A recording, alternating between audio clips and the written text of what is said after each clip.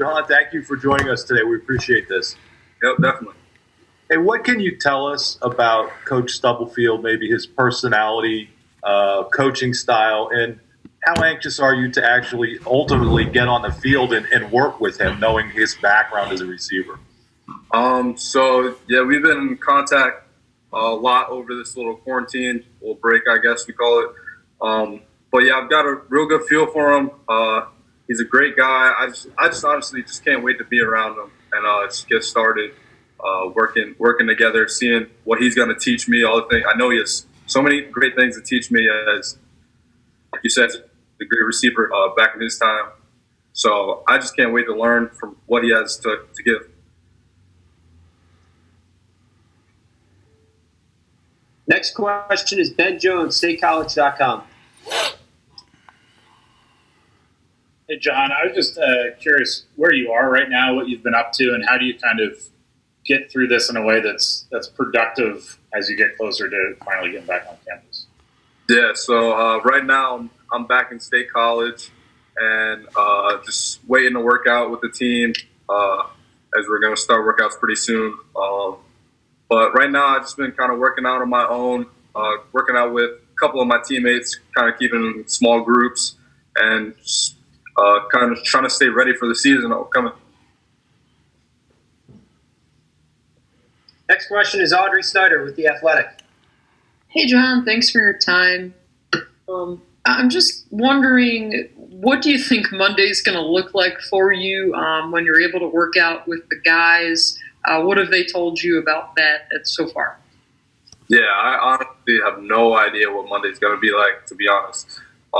They try to tell us they're going to try to keep it as normal as they possibly can with everything that's going on, but honestly, I have no idea. I'm just ready for whatever comes at us and just ready to take it all in full storm. Rich Scarcella, the Reading Eagle. Hi, Jahan. Thanks for your time today.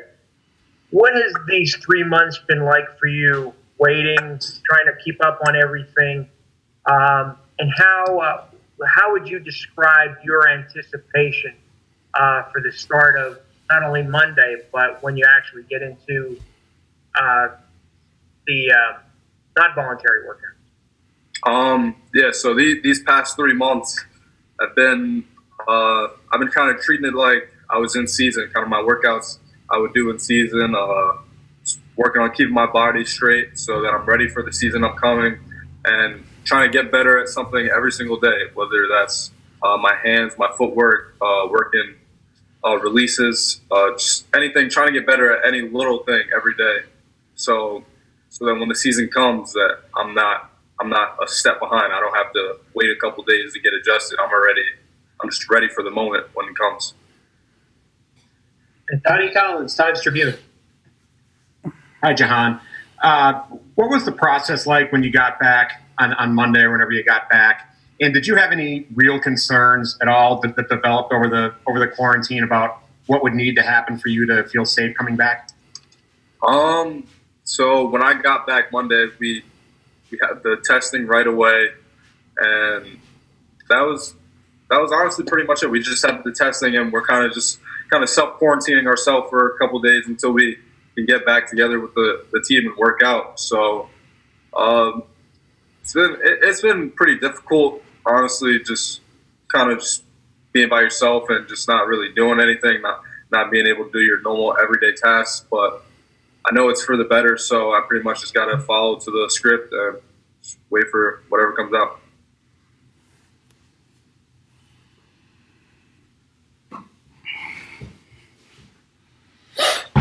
Next question is Mark Wogenrich with SI.com. Hold on, I'm trying to find you, Mark. Gotcha. Go ahead.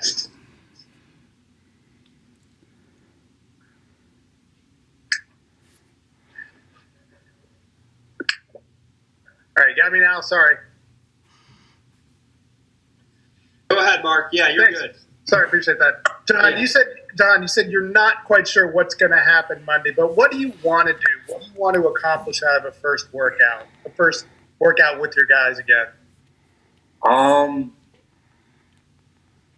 of just see where everyone's at. I kind of just want to have a feel of if everyone really claims that they've been working out back home, getting their work in, making sure they're ready. And I just want to kind of first day kind of put that to the test and see where guys are really at, and see if guys have been on top of their game. So I just want to kind of test guys out a little bit the first day and just see where people are at. Our next question is David Jones with Penn Live. Hi, Jahan. How you doing? I'm good. How you doing? Good. What has the lack of continuity in the wideout coaches meant? Anything? Nothing? A little bit? What? It must be difficult to try to follow the directions of so many different guys. Yeah. You can kind of look at it in two ways. You can kind of say that it's hard going from coach to coach, but then I kind of look at it as a plus. I get to learn from so many great minds, so many guys who have been in the game for so long. They know so much about the game. They've seen so much before me, and so I kind of just I just look at it as a plus. Like Coach Stubblefield, he brings his own kind of swagger to the room, and as he was a great player, great receiver. So I can't wait to learn from what he has to learn, what he has to teach us. And then Coach Parker, he taught us so many great things that he done with so many other good receivers. So I kind of look at it as a plus. I get to learn from so many great minds and just take all that information in. Thanks, John. Yep. Next question is Joe Giuliano, Philadelphia Inquirer. Hi, Jahan. Thanks for your time today. I'm just wondering if you're imagining for next week, like it's not going to be the same, the routine's going to be different. What are you anticipating as far as having to navigate some obstacles to the normal routine and the sacrifices you guys are going to have to make? Yeah, sacrifice, that's one of our core values. That just goes along with life, and so I'm just ready to adapt to whatever environment I have to. Just like I said, this quarantine, I had to adapt to being home. I haven't been home in a couple of years for that much time, so I had to adapt to that. So I just can't wait to just get back and kind of adapt to whatever they have in front of us. Thank you. Next question is Tyler Donahue, Lions 247. Hi, Jahan. I hope you're doing well. Thanks for the time today. Wanted to get insight on a few of your teammates in that wide receiver room. Daniel George, who you came in with, what gives you confidence that year 3 on campus is going to be a big year for him? And then a couple guys that redshirted last season, in John and TJ. Why should Penn State fans maybe expect those guys to take a step forward here in 2020? Yeah, so I'll start with Daniel. I came in with Daniel, like you said, my freshman year, and I've just seen him do so many great things on the practice field. First year he came in, broke the longest touchdown reception record. He just does so many great things, and he has so many wow moments that I just can't wait for him to put them on display this year in games. And then the 2 freshmen that we have, JD and TJ, I honestly, those guys are just going to flourish. I say this a lot. Their work ethic is really what stands out to me. That's what I like most about them. They're always so hungry. They're always so ready to put in more work, and they're always so eager to learn stuff and put in more work. So I just can't wait for them to put all that hard work to test and really flourish this year. Next question is Greg Pickle, Penn Live. Hi, Jahan. How you doing? Good. How you doing? I'm doing well, thanks. Hey, you were talking a minute ago about how Monday will show the kind of work guys have been putting in the last few months. Can you tell us a little bit about what work you've been doing and how you've been able to do that without being on campus and at the facilities and everything else? Yeah, so I've pretty much been working from home, working out with my dad in the basement whenever I get the chance, whenever he gets home, whenever he's done working. One of my close friends has a workout warehouse called Matrix. I've been getting some work there, working out with the quarterback that I played high school with, Anthony Harris, who's going to Maine, just throwing with him, kind of just keeping my footwork and all that stuff kind of ready. So when I come back, so I pretty much been just working out every day, trying to stay in shape as much as I can, as ready as possible for when the season comes. Next up is Nubias Wilborn, Pittsburgh Post-Gazette. Hey, man, how you doing, John? I'm good. And you? Man, fantastic, man. What have you been able to learn from Kirk coming in, considering it's his first year, and how's the relationship been developing with you guys? So with Coach Soraka, I haven't really had that much. I haven't been talking to him that much just because of the whole quarantine, and we haven't really been with each other. But from what I know, he's a great football mind. He knows so much about the game. And honestly, I just can't wait to get started working with him. I know he's going to have a lot in store for me. So I just can't wait to just pick his brain a little bit and just get to know all the information I need to be a great player. Nate Bauer, Blue White Illustrated. Hey, Jahan. Just based on the spring depth chart that was released, are you moving back to the slot? And if so, how different is that? And I know you started there, but what are some of the differences, I guess, of that position than some of the other wideout spots? The slot, it's kind of like you have more space. I would say that's pretty much what I tell everyone. You just have more space to get open, basically, and I feel like that's an advantage to anyone. As a receiver, the more space you have, the more chance you have to get open. So I just can't wait to get back in the slot. I know Coach Soraka's offense, he's going to have us moving around a bit. So I love how we're going to be able to be versatile moving in the slot, outside, and I just can't wait for the season to showcase the talent. All right, we have time to go through the list one more time. If you don't have a question, just say pass, please. Mark Brennan, Fight On State. Jahan, just to clarify, then I wanted to follow up. Do they have you guys living in a hotel, or what? Is that an apartment? What is it? Yeah. Right now, we're staying in a hotel. I'm not sure till when, but yeah, right now we're in a hotel. Okay, and then I wanted to ask you about Sean Clifford and kind of, obviously he developed as a leader last year. How has he been able to continue that, and how did he continue it during what was obviously probably a challenging time when you couldn't actually throw to one, or have him throwing to you? Yeah, Sean he's been great during this quarantine time. Is communicating with us, making sure we're on top of our stuff, knowing the playbook and stuff like that. And I was actually back with Sean a week or two ago, just getting back to throwing and stuff like that. So he's been great, just being in communication with us, and I just can't wait to get started. Next up is Ben Jones, statecollege.com.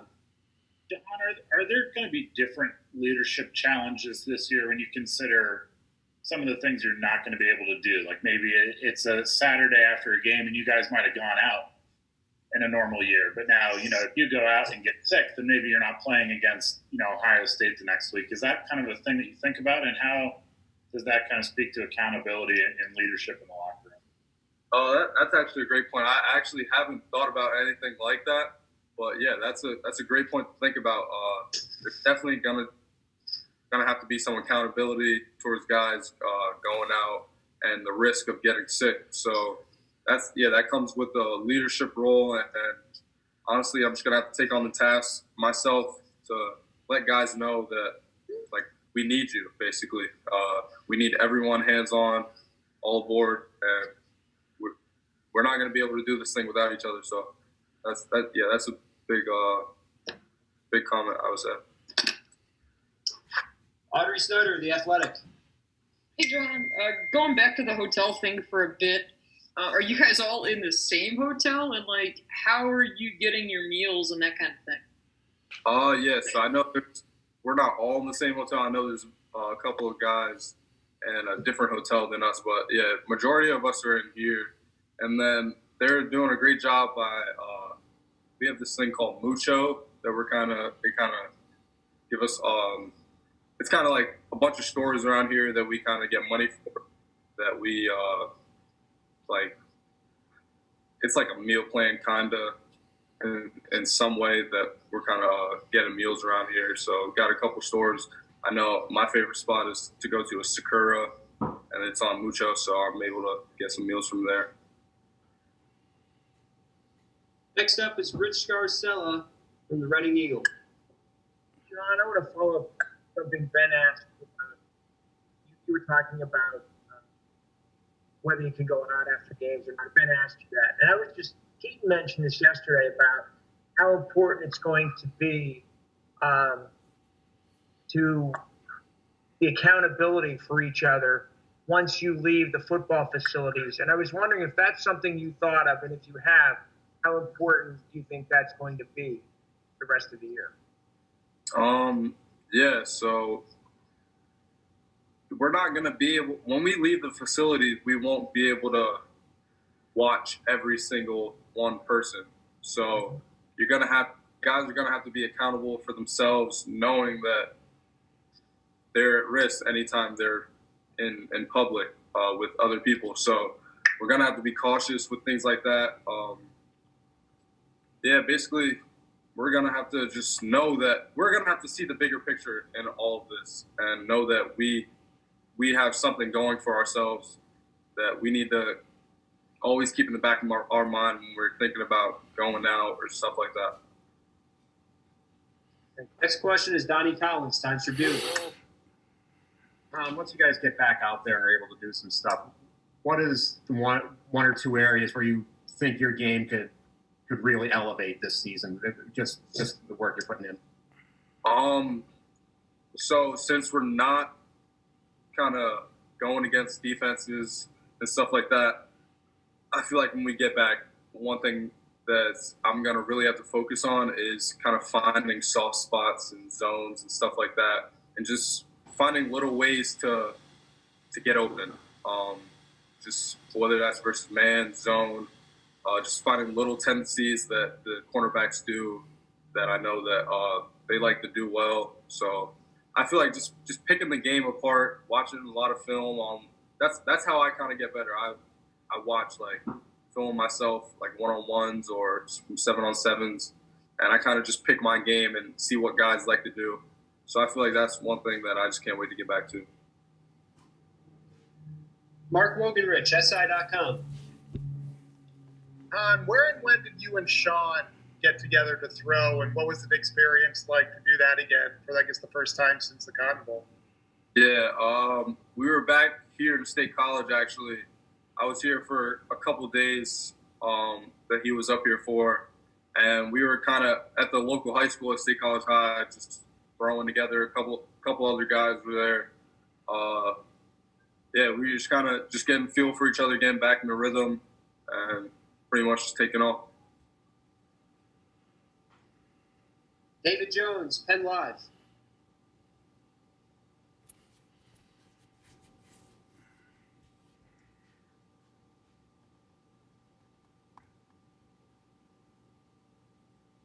Dave, you got a question, or are you good? Here, can you hear me, Greg? I'm sorry. Yeah, we got you. I got muted somehow. Jahan, you must have spoken to your parents about risk of getting sick at some point, as parents are always worried, and right. You may be worried about them in this case. What kinds of things have you talked about with them? Just being as careful as possible. It's really hard to kind of just stay away from people in a sense, and knowing that we have to work out and stuff like that, staying in shape. So just kind of being as careful as possible, staying around, just keeping a tight circle, basically. Knowing that I can't, especially with my mom, she can't get sick. So just kind of keeping that in the back of my mind, and just knowing that I basically have to always be thinking about around and what I'm doing. Yeah, how is your mom? Is she better? She's doing very well, actually. Thank you. Thanks for asking. Good. Thanks, John. Next question is Joe Giuliano, Philadelphia Inquirer. Jahan, this is your third year in the program now. I wondered how prepared are you to be a leader on this team, and what are you going to tell the younger guys at your position about just what it takes to be a successful football player? So yeah, this is my third year going on in the league. On the team. So it time flies by. Honestly, it felt like I was a freshman just yesterday. So just gotta tell you, one thing I would tell these guys is that you want to come in every day and just prove yourself. Prove to someone every day that you're that guy, essentially. A lot of the guys we have on our team, they were the best guy on their high school teams. So I would say every day you come into practice, no matter if it's a New England Patriot scout, if you're at practice, you want to prove to them that you're that guy. You're the reason why you're showing your talent and showing why you came to Penn State, why you were recruited by so many big schools. So I would just say coming in every day and just proving yourself. Next up is Tyler Donahue, Lions 247. Jahan, yesterday we spoke with Keaton Ellis, and I asked him about that 2019 cornerback group that he came in with, Marquise and Daquan and Joe Porter. You've worked against these guys on the field for a year now. How have they sharpened the wide receiver room? And what do you think about the outlook at cornerback moving ahead based on what you've seen from that 2019 class? Yeah, they have a lot of talent in that the cornerback room, especially with that class. A bunch of guys that I can't wait to play against every day in practice, and then can't wait to see them play on Saturdays.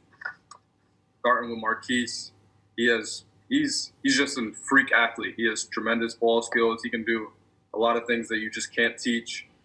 Joey Porter does some great things. I have a lot of great one-on-one battles with him during practice.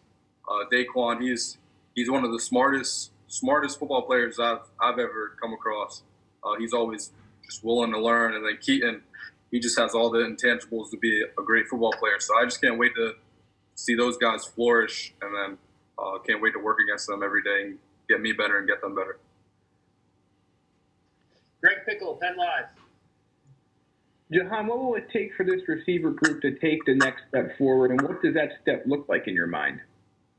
I think, in my mind, that we just have to come out and prove that first prove to our team that we're the best group on the field. Every day at practice, it has to start from day one.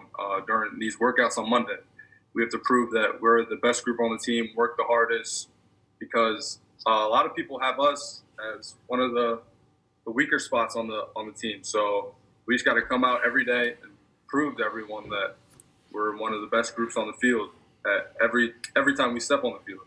So I feel like it's just proving ourselves and making a name for ourselves. Time for two more questions. Nubias Wilborn, Pittsburgh Post-Gazette.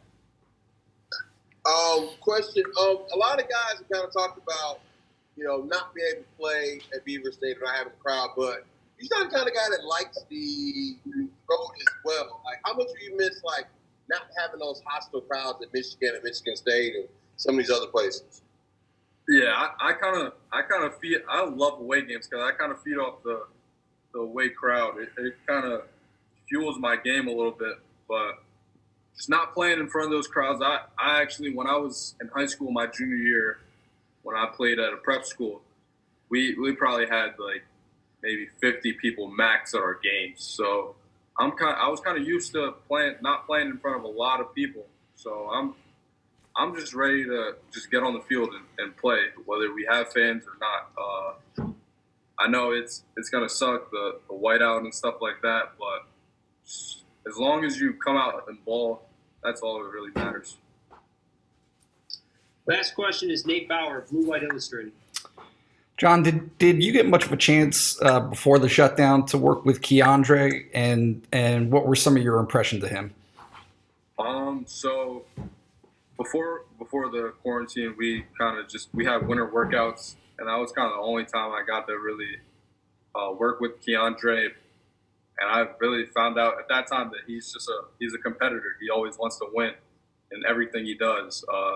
Kind of hanging around him, being in class, playing in Madden between classes. He's a competitor. He always wants to get better. He always wants to win, and he's a student of the game. That's one thing I love about him. He's always willing to learn. So I just can't wait to see what he has in store. I know he's been working hard over this break, and I just can't wait to see him take off. All right. Thank you, Jahan, and thank you, everybody, for joining us today. Appreciate it.